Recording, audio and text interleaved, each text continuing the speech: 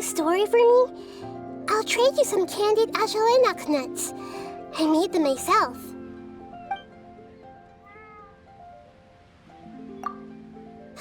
Today's sunrise is the same splendid color as the breast feathers of a dusk bird. I'm really curious to find out what the first thing you'll do today is. I think the answer to that should be pretty obvious. You should be able to tell from just one look, like when you peer into a crystal clear lake and you can see all the fish swimming around inside of it. It's very pleasant here. Even the wind brushing against my toes feels soft and gentle. So of course, I love it.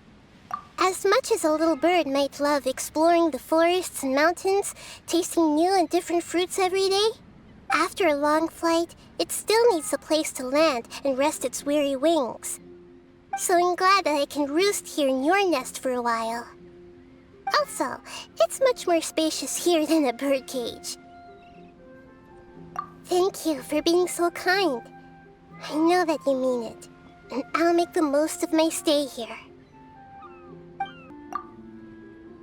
Sure, but instead of diving into story time, let's talk about what's troubling you. I'm sure you're wondering how I knew. Well, your troubles are written on your face, silly. I'm always observing you, you know. You look as miserable as a lavender melon that's been struck by lightning.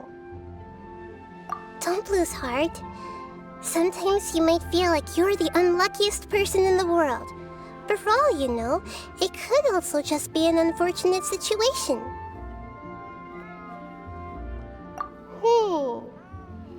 Well, let's say a Rishbalan tiger ate a fox and got diarrhea. You can't know for sure whether the diarrhea was caused by eating the fox or by something inside the fox's stomach. Does that make sense? If Rishbalan tigers stopped eating foxes out of fear of diarrhea, they would have become extinct a long time ago.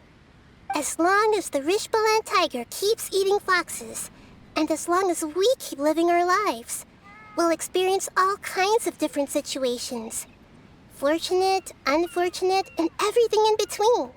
There, you're doing great. Have a head pat. May I start with a question? Do you really enjoy collecting things? Sometimes you remind me of a sumpter beast, plodding along with a big pack full of materials and supplies. I'm quite curious.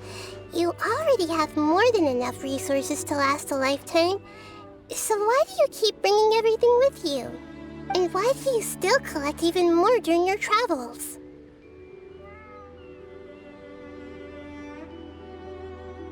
A habit? Oh, I see. So what about forging weapons, cooking, and making condensed resin?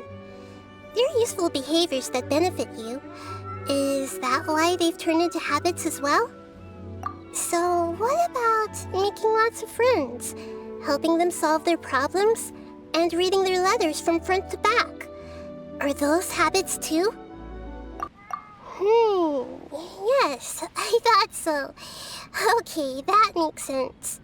People do sometimes act irrationally for the sake of pursuing their interests. Like the forest boar that fell in love with a shroomkin. It changed its own form just to ensure the shroomkin's survival. In the end, they were eaten together as a delicacy. But that's besides the point.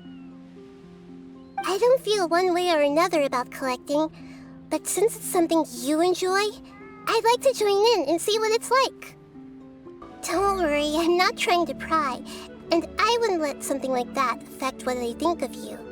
I know there are definitely good reasons for your behavior. I'm only asking out of curiosity. Since you are also driven by emotions, maybe you can understand my thoughts right now. I want to travel across this vast land with you, experience everything you enjoy, and do all the things you do.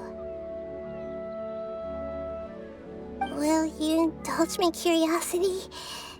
And will you accept my request? Then let's face the sun and pick the first mint we find. Good night. Oh, why don't you take a final trip to the bathroom before bed?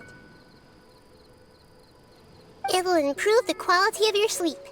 Seems like very helpful advice, so are you gonna take it?